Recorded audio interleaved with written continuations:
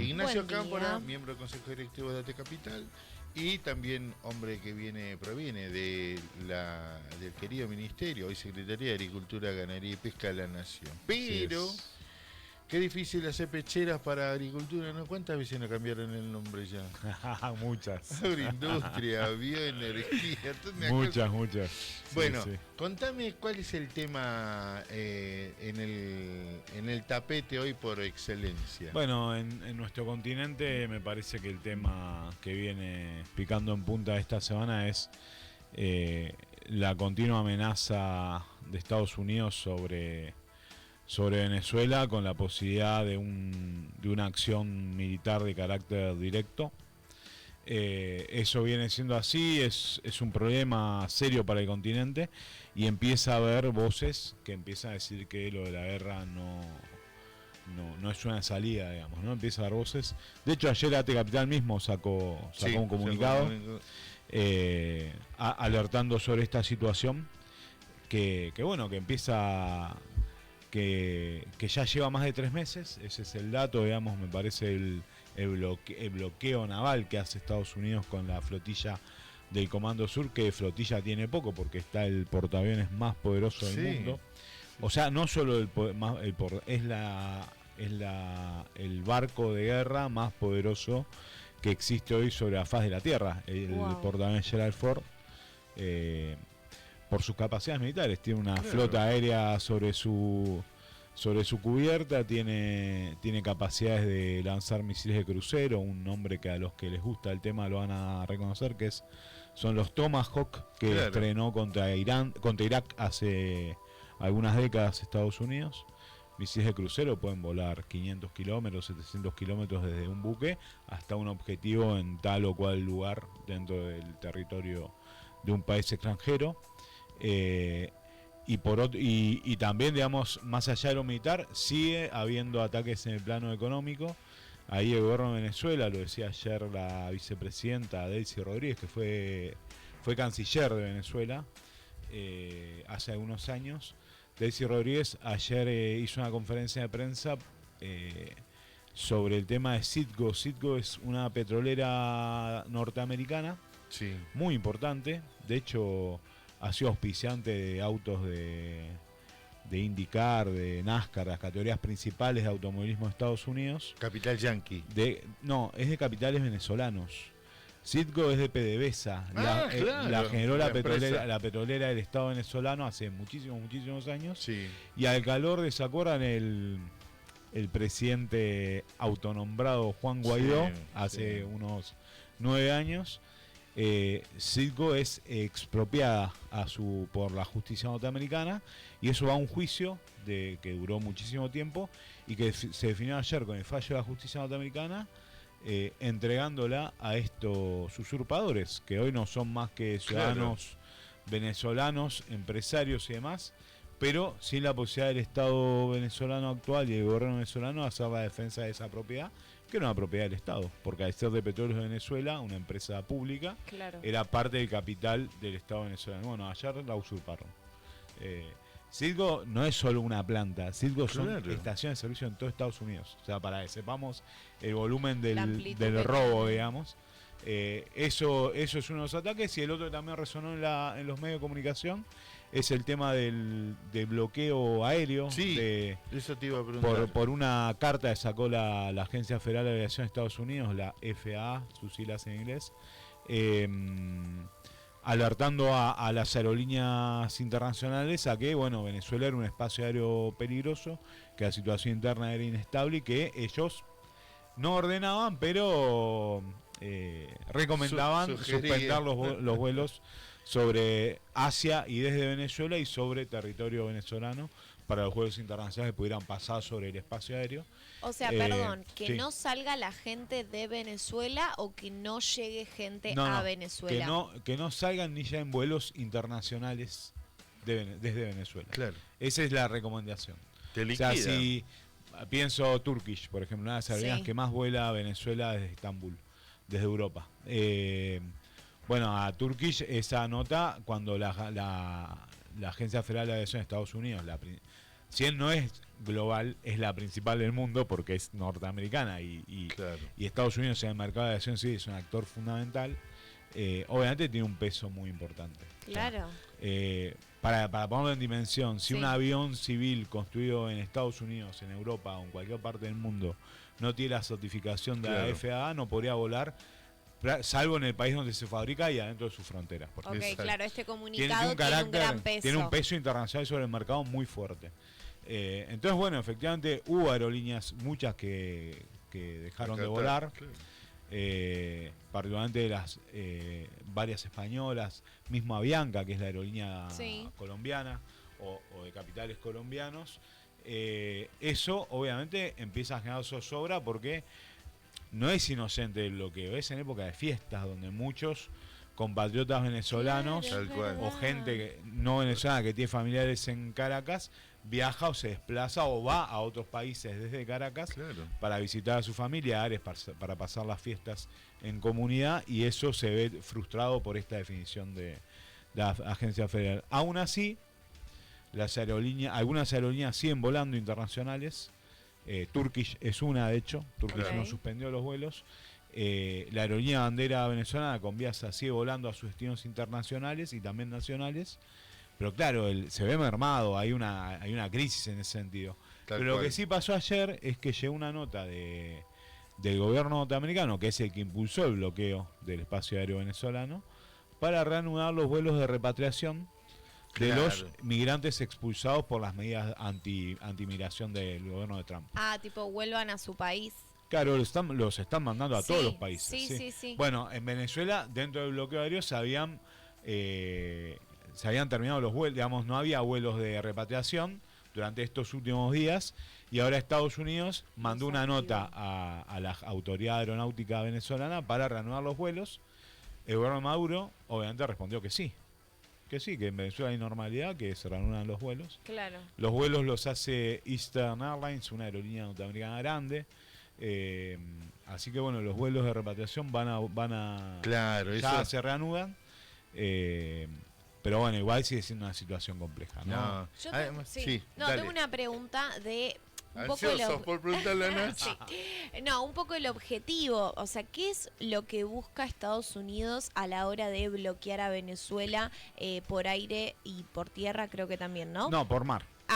Por mar. Por tierra es más difícil porque depende de los países vecinos. Claro, perdón. Y por ahora Colombia y Brasil no tomaron ninguna medida en ese sentido. La verdad que ahora sí lo charlamos un poco. Ok, claro. Sería entonces por aire y por mar. Sí. ¿Cuál es el objetivo? O sea, ¿aislar a Venezuela o como doblegarlos en el sentido de que, bueno, se dejen de resistir ante Estados Unidos? Totalmente. ¿Es más por ahí? Para mí hay como un factor que es la zozobra económica.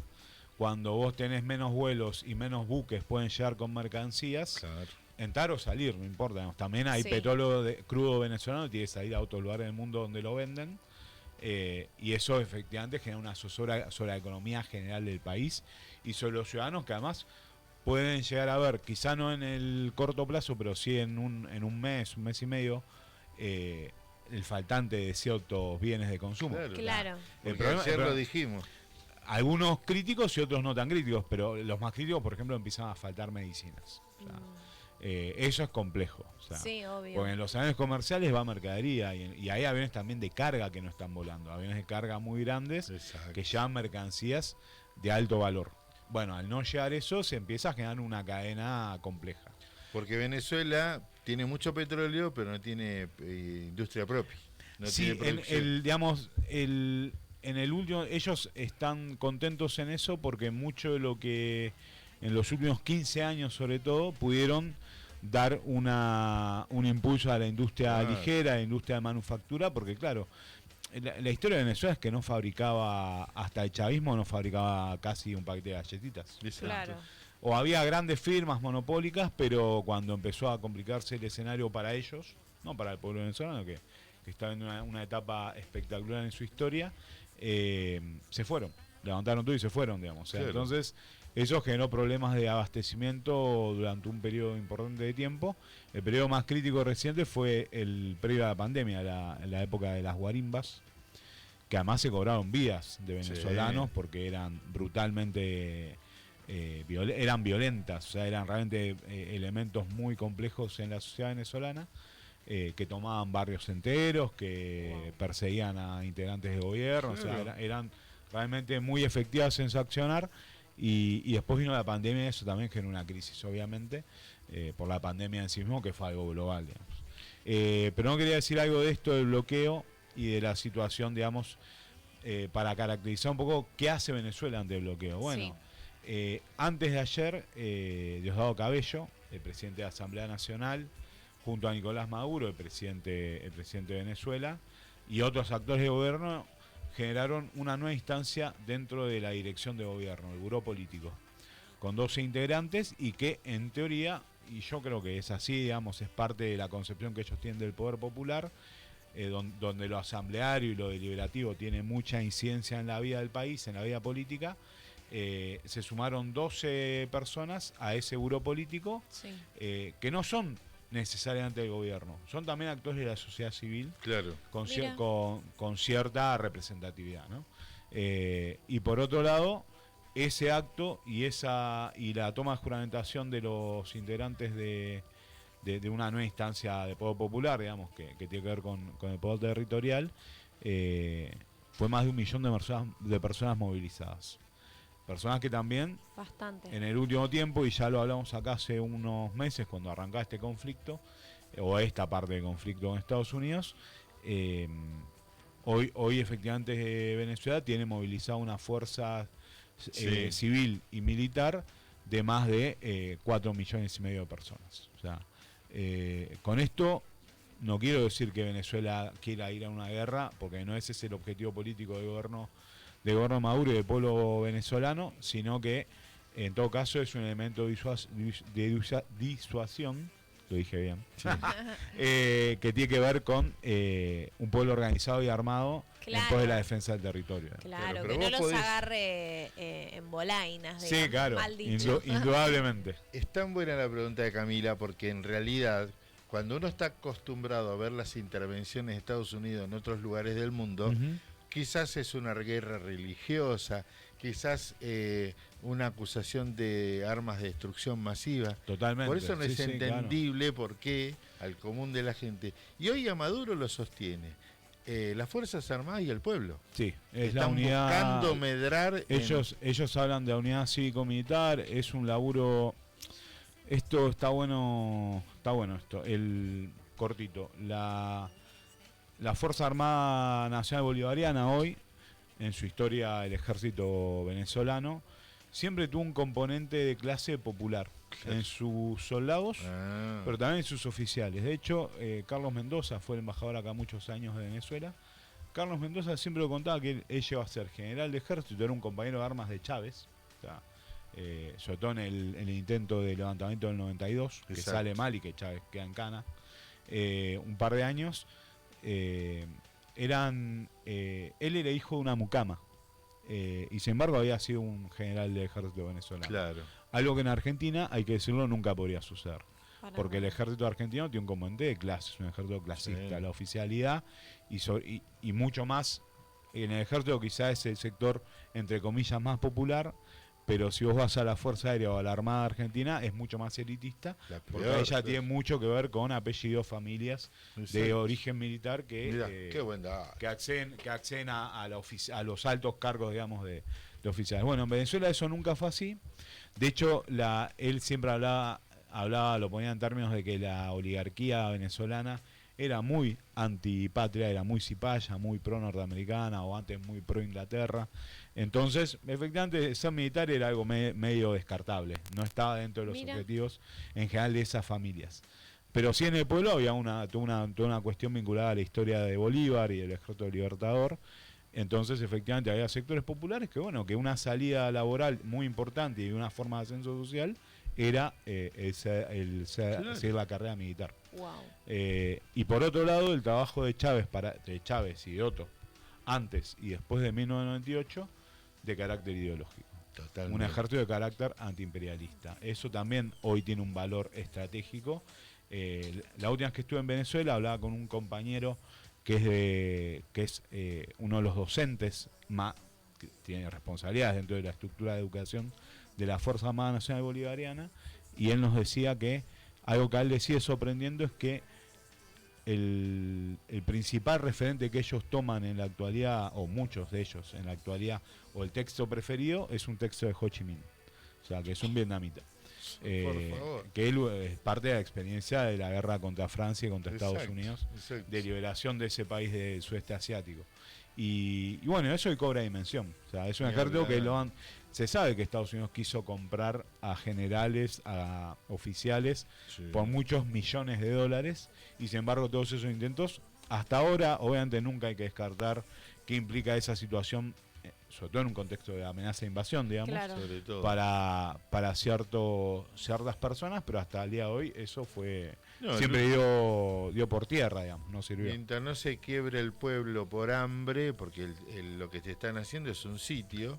Sí, es un sitio, es parecido a las operaciones coloniales de, no sé, de Inglaterra en China a principios del siglo XX, o en México la flota francesa.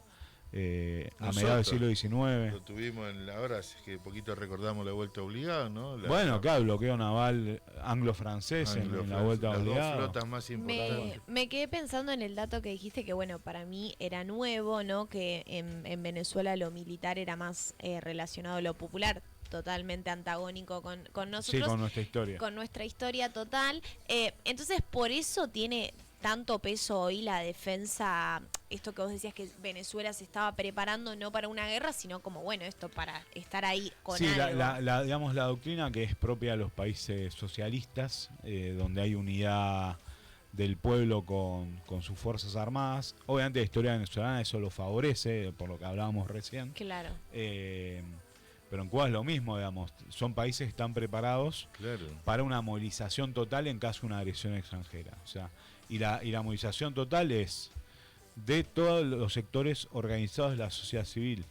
Y todos tienen un rol en la estrategia de defensa. Es la defensa popular, es la defensa del pueblo contra una agresión imperialista.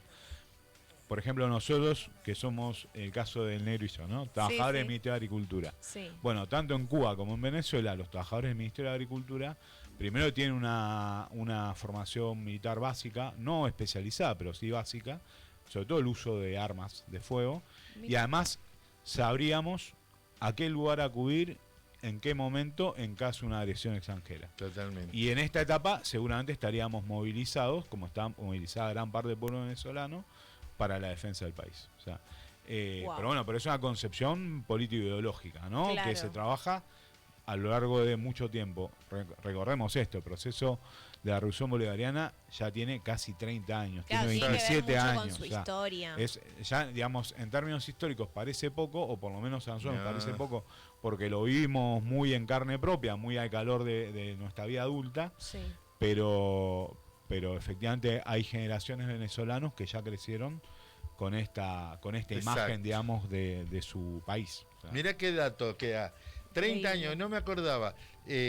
Claro, con el golpe fallido de Hugo. Sí, él gana en el 98, la elección. Escuchá, anteriormente, jamás para mí, esto corregime Nacho si me equivoco, Venezuela había estado en el radar del Grupo de las Américas. ¿Por qué? No estaba en el radar, era un país productor de petróleo, socio de los Estados Unidos prácticamente. Sí, claro. Pero las escuelas de las Américas, que es una escuela para formar militares latinoamericanos, apuntó claramente a los gobiernos sudamericanos por el miedo del avance del comunismo en Sudamérica y en Centroamérica. Pero Venezuela no era del orden de rango como para ir a pensarlo con un ataque. Evidentemente este proceso de conciencia que estaban mencionando, ¿no? Si está bueno que lo traiga a la mesa, tiene mucho más componentes, porque además la sociedad se empezó. Nosotros, el Caracazo fue en el 90. Caracazo en el 92. 92. En el 92. Un violento, una movimiento, muertes, todo. ¿Y a quién llevan para solucionar el Caracazo? A Domingo Cavallo. Sí, claro. dolarización. Era una época de Ya- hiperinflación en Venezuela. Ya lo claro. vivimos, Sí, fue una crisis socioeconómica, claro. tremenda. Y a partir de ahí surge este movimiento, como acá surgió el peronismo, allá surgió el chavismo, como hemos dicho hasta el cansancio, Brasil no tenía movimiento obrero hasta la irrupción del PT y Lula. Digo, Seguro. y así, digamos, por eso que está bueno este espacio de donde damos la opinión, la columna de Nacho, porque pareciera como que todo hay un relato único. Si vos mirás, hablan de lo que dice Trump nomás en todos los medios. Pero Exacto. nosotros tenemos que hablar, por eso miren, me imagino que Telesur. Sí, claro, sí, Telesur ¿Qué recomendás? lo pueden seguir por Telegram, lo pueden seguir por YouTube, aunque cada tanto le dan de baja el canal, Sí, eso por es una supuesto. política obvio del imperialismo, pero sí, lo pueden seguir por su web. Si no, las agencias de noticias Sputnik o RT, que son rusas, pero que tienen mucha información de América Latina también. Y después hay algunos otros canales de Medio Oriente que están en español o en inglés, que también tienen mucha data, sobre todo por la vinculación con Venezuela. Por ejemplo, si viene TRT, en la cuenta de Instagram del canal turco en inglés o en español, Sí. tiene mucha data Está bien. de Venezuela. Y bueno, ahí hay una alianza comercial, política muy grande con Orbán. Nosotros difundimos ayer el comunicado de nuestra organización de AT Capital. Muy bien. A mí me gustaría que no solamente AT Capital, que todo el campo nacional y popular, desde la dirigencia política social social y gremial, estén apoyando este Sí, comunicado. ayer hubo una reunión acá, a la tarde, a las 4 de la tarde, donde hubo, bueno, primero que tiene como base el comunicado de las dos CTAs, de nuestra CTA, la CTAT, en la que estamos, y CTA Autónoma, sobre la situación en el Caribe y en Venezuela en particular. Ayer estuvimos, varios y varias, acá en el Salón Azul. Estuvo Hugo, estuvo la dirección de la CTA Autónoma, y un poco lo que se acordó es que el 17 de diciembre, que es el día de Bolívar, el aniversario de Bolívar, se va a movilizar a la Plaza San Martín frente a Cancillería, y se va a hacer un acto de defensa de Venezuela ante bien. la agresión yanqui. Esa es como la actividad que viene Mirá, laburándose buenísimo. ya para adelante. ¿Por qué digo esto? Porque la salida del 2001 de este país con la llegada de Néstor Ujú. en el 2003, gran parte fue por el apoyo de Venezuela, el gobierno venezolano y Hugo Chávez. Totalmente. No solamente económico, le debemos unos barcos que están ahí Que arrumbados. siguen estando ahí en ¿Entendés? No hay ni siquiera el eso. astillero. ¿entendés? Hay cosas que hay que ser justos y reconocer. No, sí, digamos, el apoyo de Venezuela, sobre todo en la etapa más rica en términos de política, que fue la de Chávez, aunque Maduro sigue siéndolo con el Sí. Caribe y con un montón de otros países del mundo. En Argentina fue súper importante para el no al ALCA y para todo lo que vino después, Totalmente. pero en América Latina tuvo un peso fundamental. Ujú. Porque No, el vientre... Sí, No, porque era sobre Honduras, que él nos quería traer el tema. Comentamos, si Sí, por quieren. favor. Ahí Comentanos qué era. Honduras, hubo elecciones el domingo. Ahí Contexto histórico, que tiene la bandera igual que nosotros. tiene bandera igual que nosotros. ¿Por qué? Por el corsario de la patria. Vamos todavía. Por Bullar, que anduvo por allá liberando Hipólito Centroamérica. Bullar, Tal cual. varias banderas de Centroamérica son como la Argentina. Claro, la Gracias. Honduras, Nicaragua, El Salvador son efectivamente. Y Guatemala. Copiaron la bandera argentina. Usaban los colores de la bandera patria. Bueno, hubo elecciones el domingo. Ahí era ese gobierno de Xiomara Castro, la compañera de Mel Zelaya, al que lo sufrió un golpe de Estado en el 2009. Pero bueno, las elecciones llevan un contexto de mucha movilización, porque recientemente Donald Trump liberó a El fucking el Donald Trump. expresidente Claro. Juan Orlando Hernández, un integrante de la derecha hondureña, que estaba preso en Estados Unidos cumpliendo condena por narcotráfico. Sin embargo, fue indultado justo antes de la Mirá elección por Donald Trump, en el indulto ese que hace el presidente norteamericano a fin de año. Entre ellos estaba este personaje, y además metió, como siempre, hay un fenómeno que hay que analizar, que es la justicia electoral de cada país. En el caso hondureño está en manos de los dos partidos tradicionales, que de hecho son los dos que hoy tienen la mayoría de los votos, Claro. el Partido Liberal y el Partido Nacional. Es un bipartidismo de más de 120 años. O sea, Sí, sepamos que implica a Mel Zelaya, Xiomara Castro, Rexy Moncada, que fue la candidata del Partido Libre ahora, del Partido de Gobierno actual.